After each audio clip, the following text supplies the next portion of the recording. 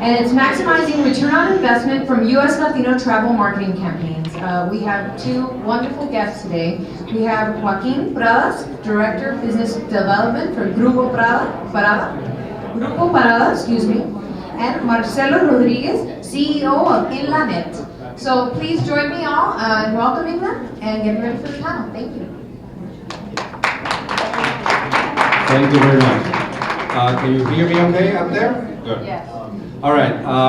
First of all, what we wanted to do today, we're going to do an interactive, collaborative presentation between the Grupo Parada and Inlanet, basically because it makes a lot of sense since both groups are interrelated and complement each other in their strategic marketing and development and then the implementation of different digital marketing. And that's basically why we are very pleased to be at this time slot of the day, because after listening to the different presentations, it is more and more evident that a very specific and tactical strategic approach needs to be taken when it has to do with the internet marketing, in this case to the Hispanic market. So first of all, we would like to, the Grupo Parada is the strategic, say, leg or component of the group, and Inlanet is the tactical implementer or developer of the different digital marketing techniques and tools. The first thing is, so what do we do as an entity? What is our basic goal?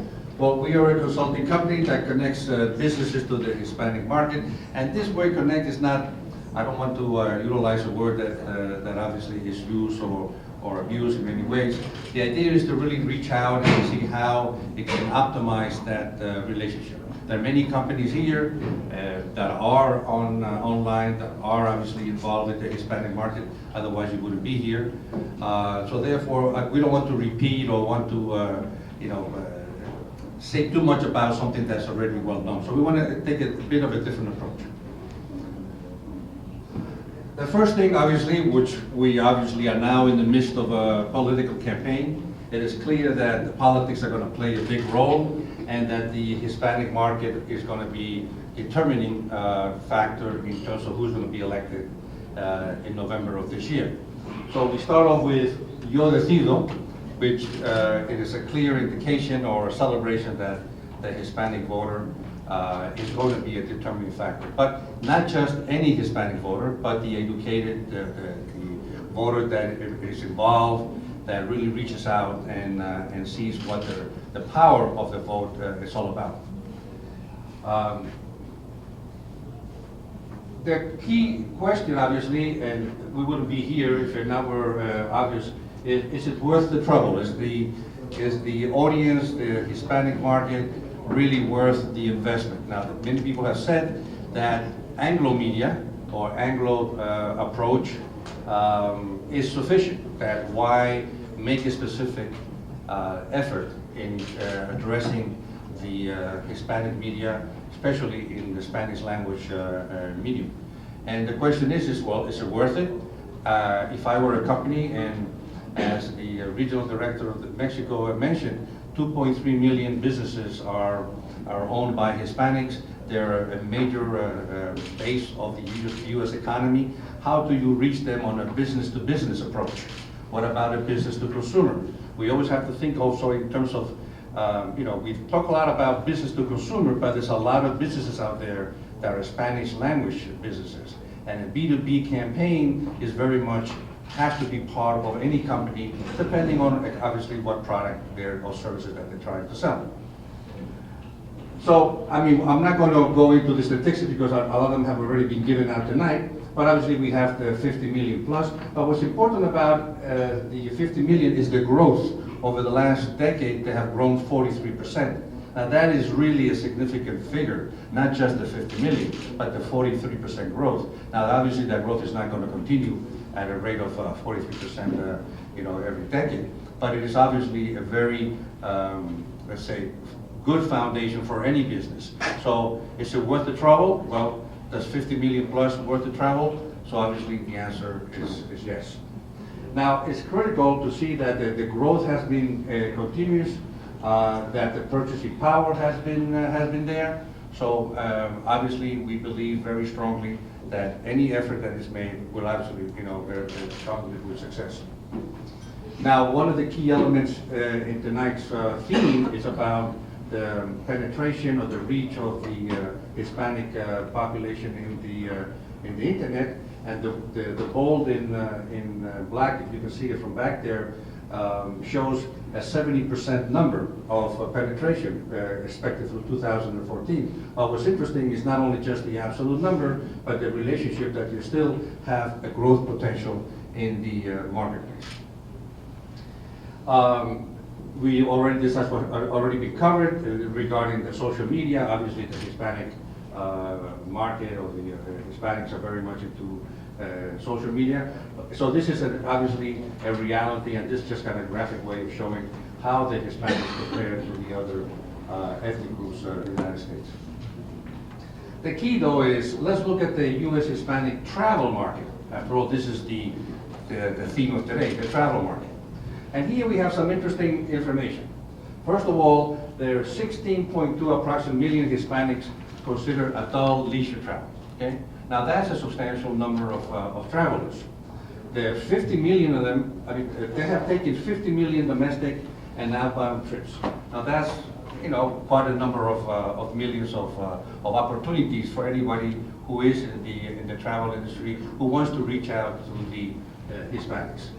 What's interesting is 51% of the Hispanic households have children at home versus 38% of the general population. That has also been touched today regarding the family orientation, the values that the Hispanics households have regarding travel and how it affects the selection of the destination.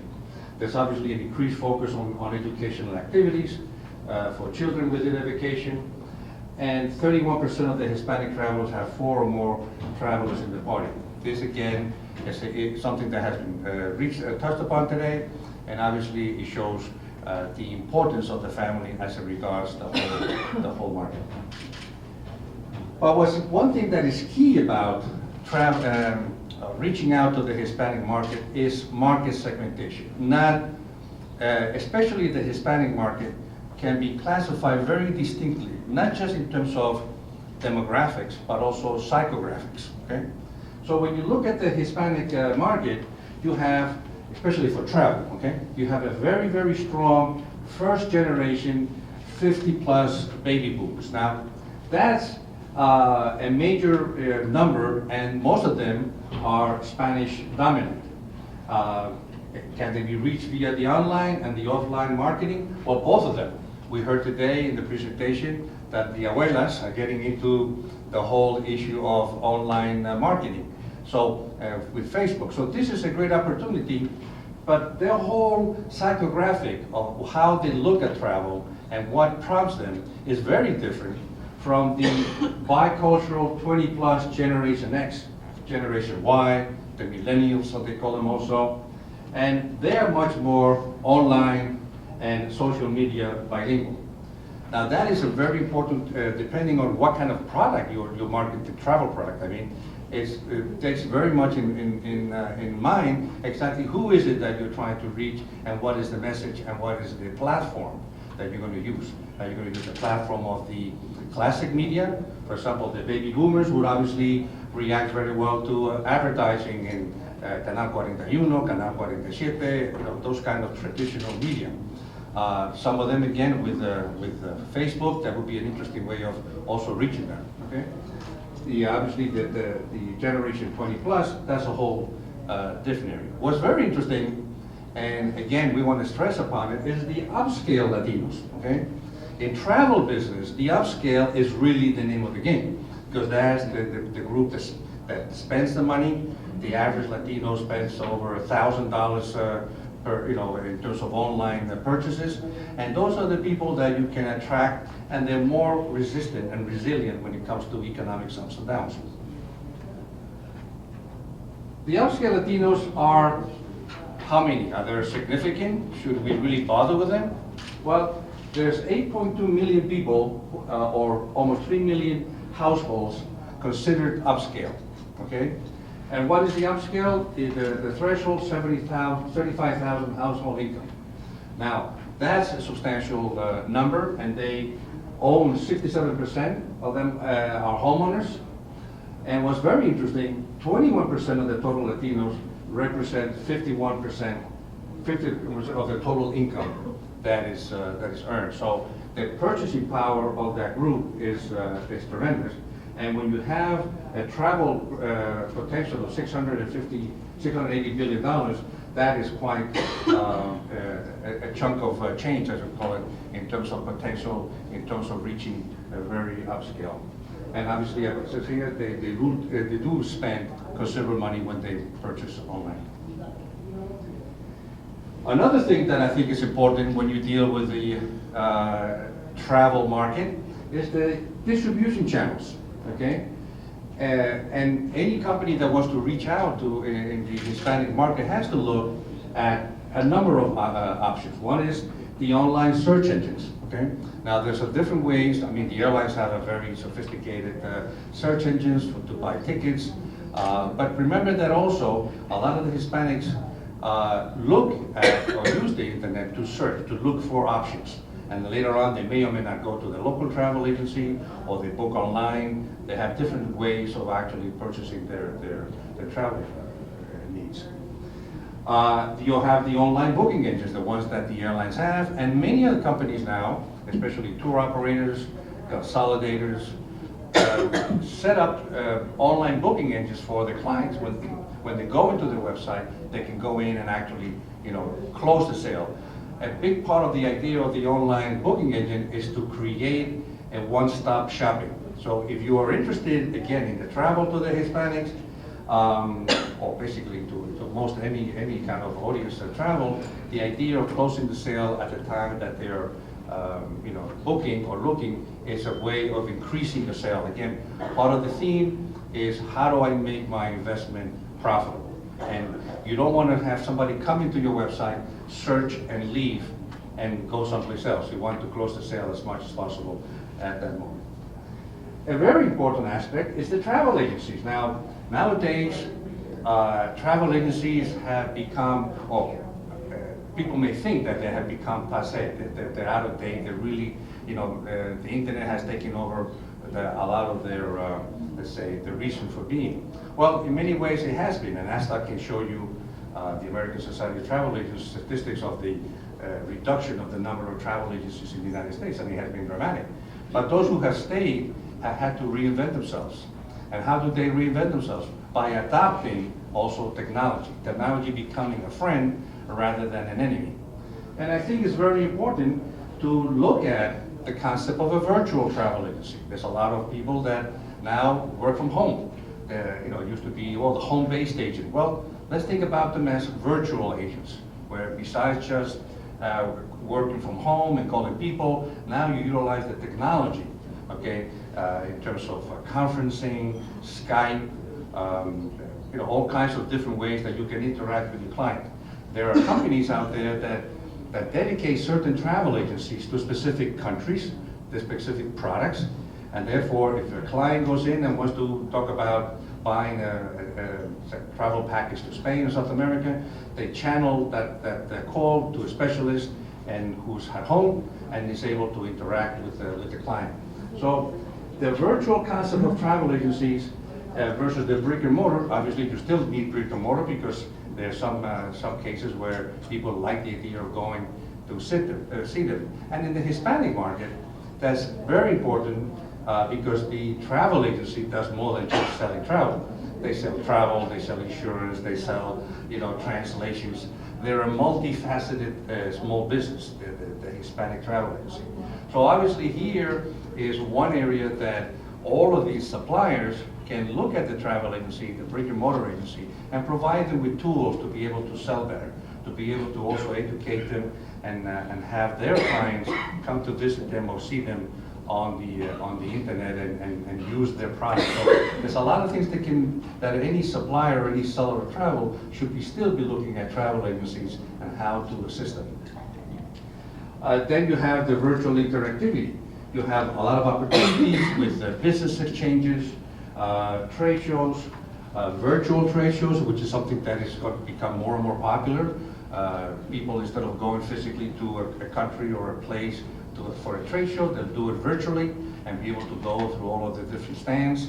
There's a whole change in the whole virtual world out there, and I think this is going to be good for anybody who's really in there, from the very beginning.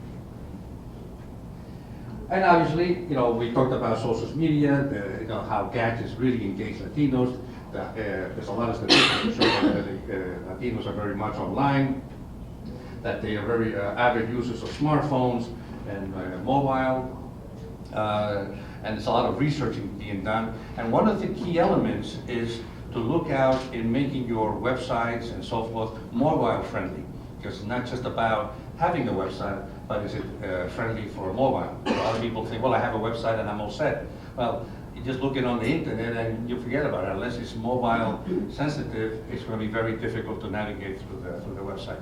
So these are the kind of things that need to be looked at if you're interested or serious about taking on this market. So why are companies not connecting with the Hispanic market?